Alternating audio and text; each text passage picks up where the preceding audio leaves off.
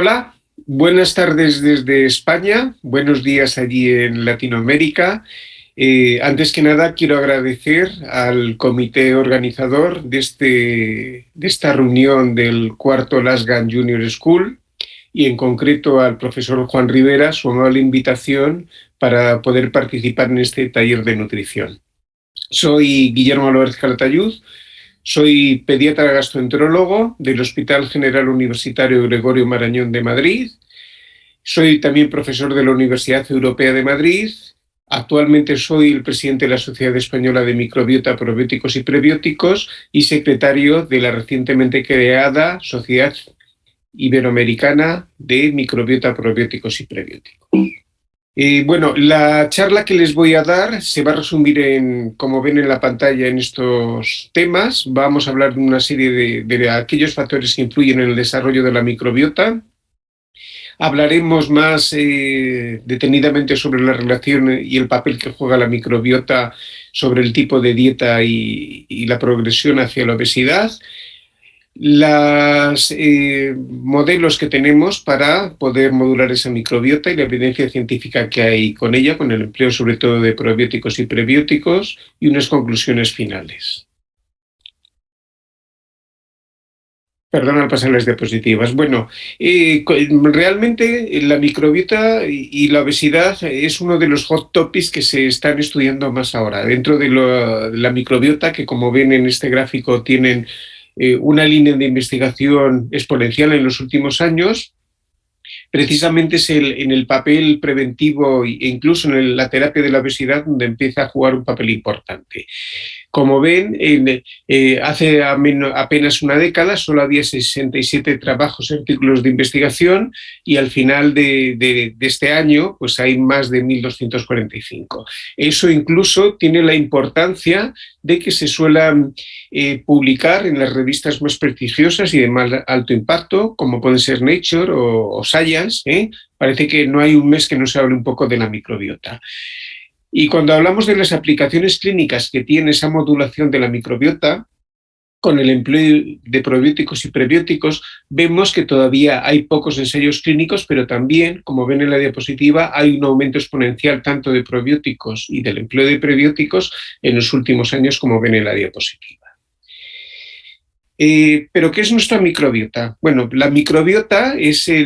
realmente es el mayor y más complejo ecosistema microbiano que tenemos del organismo. Está localizada sobre todo en el aparato digestivo, pero donde más bacterias y microorganismos tenemos es en el colon, aunque hay ya microbiotas que se van descubriendo en otras partes, como pueden ser la microbiota de la piel, la microbiota vaginal o la microbiota respiratoria,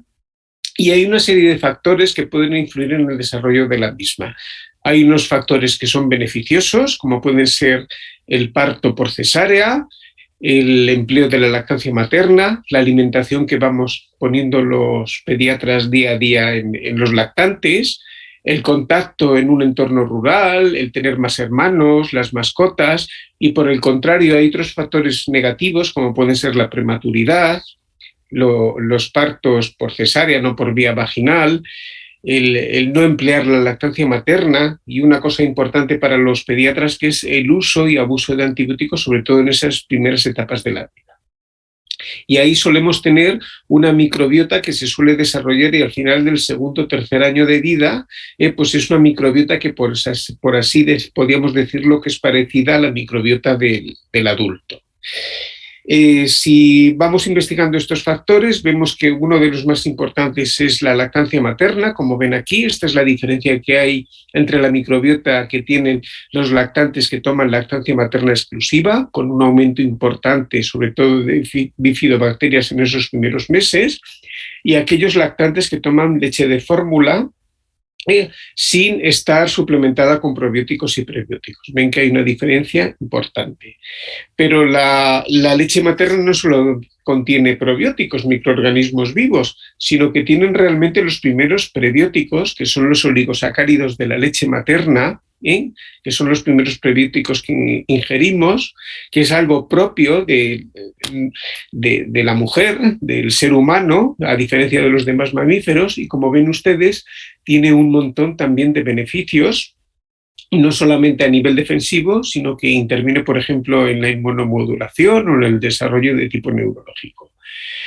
Esto es un pequeño folleto que dan en un hospital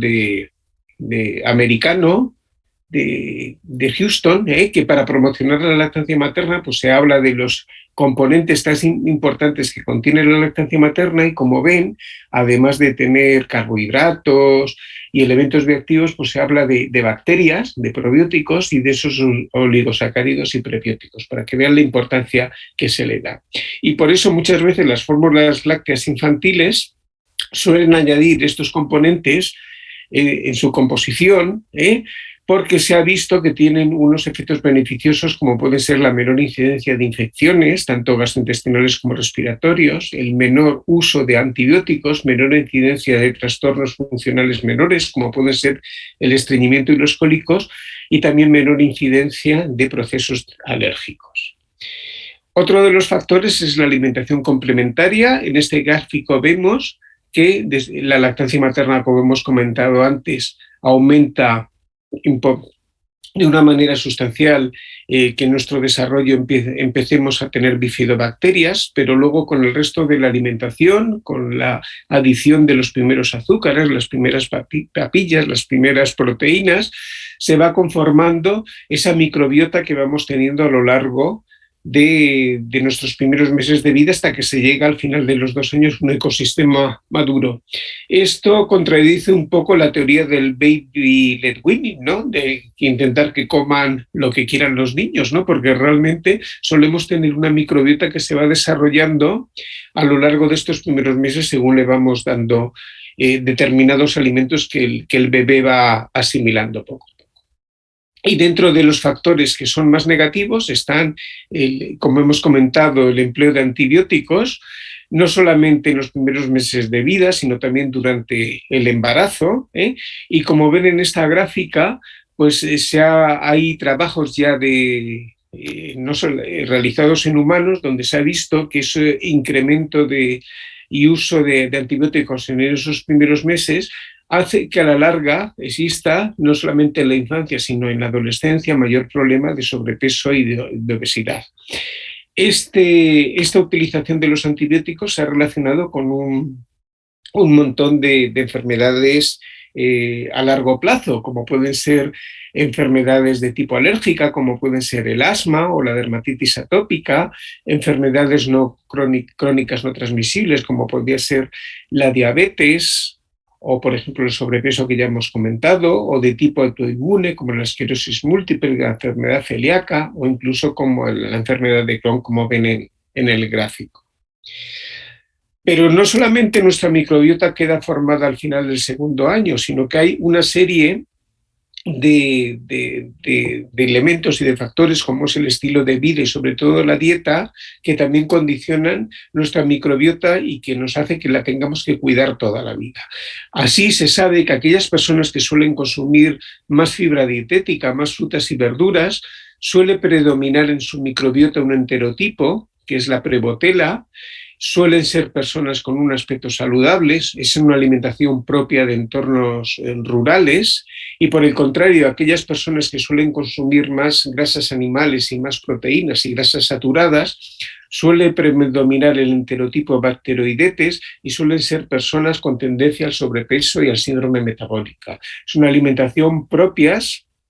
de las sociedades industrializadas. Así se cumplen 2 aforismos, por una parte el que ya dijo el antropólogo alemán hace más de siglo y medio, Feuerbach, de que somos lo que comemos, pero al que le podíamos añadir que realmente somos las bacterias que nos van colonizando día a día. Hay otro tipo de dietas que influyen en la microbiota, sobre todo las dietas restrictivas, la dieta FODMAP, que se utiliza en el intestino irritable, la dieta sin gluten o la dieta cetogénica, que producen alteraciones en la microbiota. Evidentemente, ante una enfermedad celíaca o como tratamiento de una epilepsia, es lógico utilizar este tipo de dietas, pero deberíamos evitar este tipo de dietas restrictivas, sobre todo si son prolongadas, en los pacientes que realmente no las necesitan, ¿no? Otro ejemplo pueden ser las dietas, por ejemplo, ricas en proteínas, que hemos usado muchos, empleado muchos para adelgazar, ¿no? Que en el fondo estamos con el pensamiento que dice la doctora Teresa Requena del CSIC en España, que estamos destinados a convivir con nuestra microbiota y no deberíamos ignorarla cuando decidimos someternos a dietas de adelgazamiento.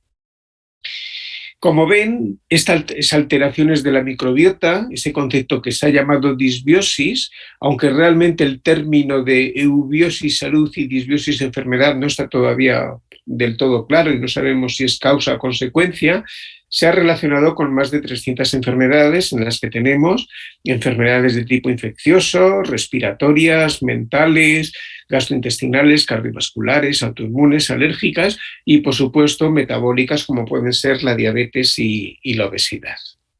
De hecho, en la obesidad clásicamente se ha descrito que las personas obesas suelen tener una preponderancia de un grupo de bacterias que son las firmicutes, y además de tener estas bacterias y proteobacterias y gram negativos, que son más perjudiciales, suelen tener menor diversidad, suelen tener bacterias peores, por así decirlo, y además, en general, las buenas en menor cantidad. Y eso es contrario a las personas que no son obesas, que suelen tener un aumento más de bacteroidetes y además tener mayor diversidad. En este gráfico ven que hay una serie de bacterias que se ha asociado a las personas obesas, donde hay una disminución de bacterias que podrían ser beneficiosas, como la Kermansia multinífila y el Fecalobacterium praunici, y por el contrario un aumento de otro tipo de lactobacillus y proteobacterias, ¿no? Esto que hemos dicho así tan tajantemente, en este metaanálisis parece ser que no está tan claro, sobre todo porque la mayoría de los estudios que ha habido se han realizado a nivel de animales de experimentación y hay pocos estudios en humanos que han demostrado ese índice, pero bueno, queda aceptado como lo que está claro, que en el sobrepeso y la obesidad hay una alteración de la microbiota. Como ven en esta diapositiva, esta microbiota menos favorable que tienen las personas obesas se puede modificar con la dieta. Y así vemos que a lo largo de un año de dieta vamos perdiendo esos firmicutes que son más negativos y puede ir apareciendo poco a poco, con una dieta rica en fibra, pues una microbiota más parecida a las personas no obesas, con una proporción más adecuada entre bacteroides y firmicutes. Todo esto ha dado lugar a que se pueda utilizar la microbiota dentro de lo que se ha llamado la medicina de precisión. Y así, por ejemplo, siempre nos hemos preguntado por qué hay personas que adelgazan mejor ante un mismo régimen de adelgazamiento que otras, que parece que responden menos. Y se ha visto que aquellas personas que son más respondedores, que adelgazan mejor ante una dieta, suelen ser personas que en su microbiota tienen más alto bacterias tipo Akkermansia mucinífila, que antes comentábamos, ¿no? Y más prebotelas, y por el contrario, aquellas personas que no son tan respondedores suelen tener niveles más bajos de este tipo de bacterias, por lo cual parece ser que se podía utilizar la microbiota como un biomarcador pronóstico para saber si un régimen de adelgazamiento es adecuado, para saber qué se puede utilizar en las personas que adelgazan peor, viendo y utilizando la microbiota. Les quería hacer simplemente una breve reseña sobre la Akkermansia. Tuvimos en nuestro congreso en el 2018, que se celebró en Zaragoza, en España, parte del grupo de Patrice Cany, que descubrió esta bacteria, que no está comercializada, decir que es el probiótico, por así decirlo, más buscado en Internet y que se ha asociado a adelgazamiento. Esto no es tan real, está en fase de investigación, pero bueno, me gustaba comentárselo en esta diapositiva. Bueno, pues cuando hay una alteración de la microbiota se puede modular con el empleo de probióticos y prebióticos, simplemente para recordarles que probióticos son microorganismos vivos que confieren un beneficio para la salud cuando se les administra en cantidades adecuadas, y esto hay que diferenciarlo del término prebiótico, que realmente son ingredientes nutricionales que lo que hacen es mejorar o bien esos probióticos que damos por vía externa o bien la microbiota autóctona que tenemos. Cuando los dos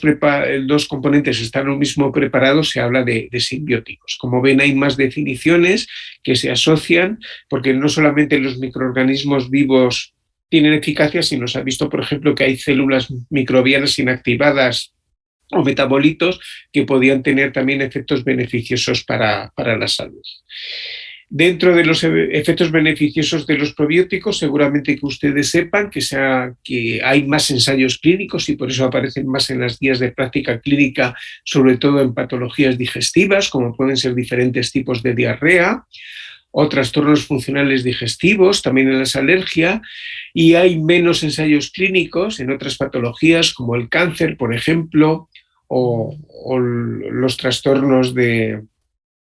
la esfera mental, y en medio está los trastornos, las enfermedades crónicas no transmisibles como la obesidad y la diabetes, que realmente esta última parte está más en líneas de investigación, aunque como veremos adelante hay también ensayos clínicos que demuestran que pueden utilizarse en la obesidad. Y de hecho esto es una revisión sistemática, no todos los probióticos son eficaces. Aquí es un metaanálisis que se utilizó donde había ciertas cepas probióticas. Se vieron 15 ensayos clínicos contrastados en casi 1 millar de pacientes, que durante 3 a 12 semanas se les dio un probiótico frente a placebo, y como ven, la mayoría de los casos había una mejoría tanto del peso corporal como del índice de masa corporal cuando se utilizaban ciertas cepas probióticas. Hay también metaanálisis, no muchos, pero también los probióticos en la infancia, donde se han visto beneficios frente a placebo de ciertas cepas probióticas. Y aunque empieza a haber más metaanálisis sobre el empleo de probióticos en la obesidad, la verdad es que, como hacen este artículo de Nutries, deberían mejorarse esas propuestas metodológicas y hacer ensayos clínicos aleatorizados y controlados por placebo con tamaños muestrales más grandes, valorar el efecto de esas cepas bacterianas más específicas a una dosis adecuada, ver cuál es la duración del tratamiento y hacer una valoración con parámetros físicos o marcadores, y sobre todo estudios de seguimiento a largo plazo. No solamente se ha estudiado la microbiota en la obesidad, también se ven y hay metaanálisis que valoran y evalúan el efecto de los probióticos en otras enfermedades, no solamente, como ven, en el peso corporal, sino también en la glucosa en ayunas, o los efectos que tienen sobre la hemoglobina glicosilada en pacientes diabéticos. Y este es un resumen en un metaanálisis reciente que más o menos habla de aquellos estudios que tienen de alta calidad en enfermedades crónicas no transmisibles. Vemos que hay estudios en embarazadas, en lactantes, en niños y adolescentes. Hay un estudio importante en adultos donde ven que hay una disminución tanto del índice de masa corporal y del peso, sobre todo en la población joven, cuando se combinan sobre todo probióticos y prebióticos, y se combina también con la dieta y el ejercicio, que es muy importante. Hay estudios también que se valoran en mujeres obesas, en otros que tienen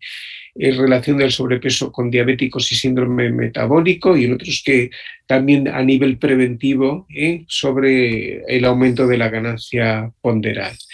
en principio.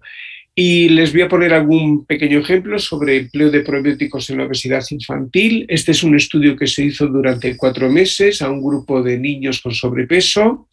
Se les dio frente a placebo una mezcla la mezcla de probióticos VSL3, se hicieron ecografías seriadas y se vio que a lo largo de 4 meses aquellos pacientes que habían tomado la mezcla probiótica frente al placebo, la esteatosis hepática era menor había disminuido de esa grasa hepática que aquellos pacientes que habían tomado el placebo. Es un estudio que realmente provocó bastantes expectativas sobre el empleo en principio de esta mezcla probiótica en este tipo de pacientes. Hemos hablado de probióticos y también tenemos los prebióticos, esos ingredientes nutricionales. Esto es un estudio que se hizo en Canadá, en pacientes escolares. Se les dio frente a placebo un desayuno buffet que contenía prebióticos durante 16 semanas y sobre todo se vio que aquellos niños que habían tomado el componente con prebióticos tenían una reducción del consumo energético y también secundariamente una mejora de la sensación del apetito, con lo cual comían menos y tenían menor tendencia a la obesidad que aquellos que habían tomado y consumido el placebo. Y otra manera, ya para acabar, de modular la microbiota, que seguramente habrán ustedes oído hablar, es el trasplante fecal, ahora se denomina transferencia fecal. En este metaanálisis hay, como ven, muy poquitos estudios que hablen de la transferencia fecal en pacientes obesos, aunque se está investigando, aunque de momento las conclusiones no son muy válidas. Y ya para terminar, comentar que hay una serie de factores en el desarrollo de nuestra microbiota, como pueden ser, como hemos comentado, los partos por vía vaginal, la lactancia materna, la dieta que se toma en esos primeros meses de vida, el estar en entornos rurales, no occidentales, ¿no? Hoy en día hay evidencia científica que indica la importancia de la dieta para el establecimiento, composición, estructura y actividad funcional de la microbiota. Estudios que demuestran el papel de la microbiota en la patogenia de determinadas enfermedades crónicas no transmisibles, como puede ser la obesidad y el síndrome metabólica. Si todavía no desconocemos si esa disbiosis o alteración de la microbiota es causa o consecuencia de estas enfermedades, tenemos la posibilidad de modular la microbiota con el empleo de probióticos, prebióticos y de transferencia fecal.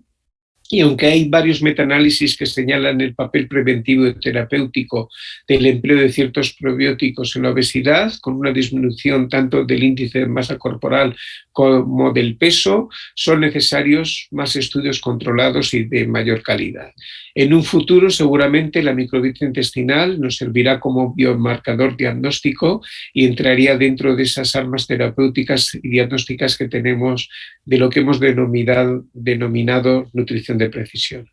Y nada más, darle de nuevo las gracias por su atención y a Lasgan por su amable invitación para participar en este curso. Comentarles, como les decía al principio, que pertenezco a la Sociedad Iberoamericana de Microbiota, Probióticos y Prebióticos. Aquí tienen un enlace web, se pueden hacer socios, de momento es gratuito, el ser socio de esta sociedad, y está abierto no solamente a médicos, sino a todos los profesionales sanitarios. Y ya para terminar, comentarle que este año va a empezar la tercera edición del máster en microbiota, probióticos y prebióticos, que organiza la Sociedad Española de Microbiota en colaboración con la Universidad Europea y donde hay muchísimo alumnado de Latinoamérica. Y nada más. Muchas gracias por su atención y cualquier pregunta o duda que tengan estaré encantado de intentar resolvérsela.